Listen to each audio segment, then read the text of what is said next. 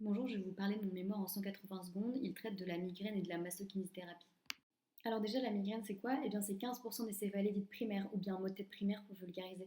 C'est un diagnostic qui est très complexe, avec beaucoup de diagnostics différentiels notamment, et un manque de considération de ces maux, associé à une errance thérapeutique très fréquente. C'est sous-diagnostiqué à hauteur de 30 à 45%. La physiopathologie, elle est complexe et non totalement élucidée, mais on sait qu'il y a un lien avec une hyperexstabilité neuronale et des phénomènes vasculaires associés, notamment en lien avec des artères méningées cérébrales. Des prédispositions génétiques et des facteurs environnementaux ont également été mis en évidence.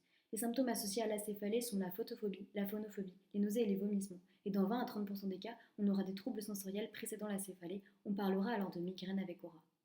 Alors là, je vois déjà venir, vous allez me dire, mais pourquoi tu me parles de migraine alors qu'on est en kiné? Et bien déjà parce que la migraine, c'est un enjeu de santé publique majeur, de par l'incapacité et le handicap engendré. Ensuite, par le fait que le traitement actuel largement utilisé consiste essentiellement en la prise de traitements médicamenteux, dont les risques iatrogènes et de chronisation sont non négligeables. La migraine représente aussi une dépense de santé publique majeure, à la fois en coûts directs, on les estime à 1200 euros par personne et par an, et 10 milliards d'euros pour l'Union européenne, mais aussi par les coûts indirects, notamment en lien avec un manque de productivité au travail, représentant 82% des coûts.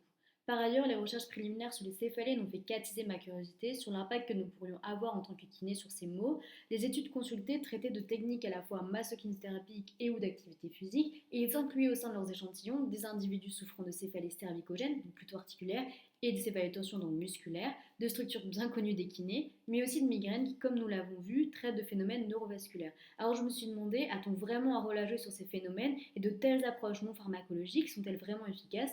D'où ma problématique, comment peut s'effectuer la prévention de la chronisation et ou le soulagement des patients migraineux à travers des moyens non pharmacologiques et ou masso-kinésithérapiques.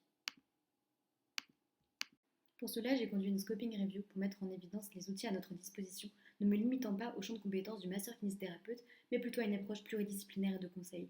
Celle-ci permettra aussi de mettre en lumière les limites, les lacunes de la littérature, tout en informant les professionnels de santé sur ce phénomène étonnant qu'est la migraine.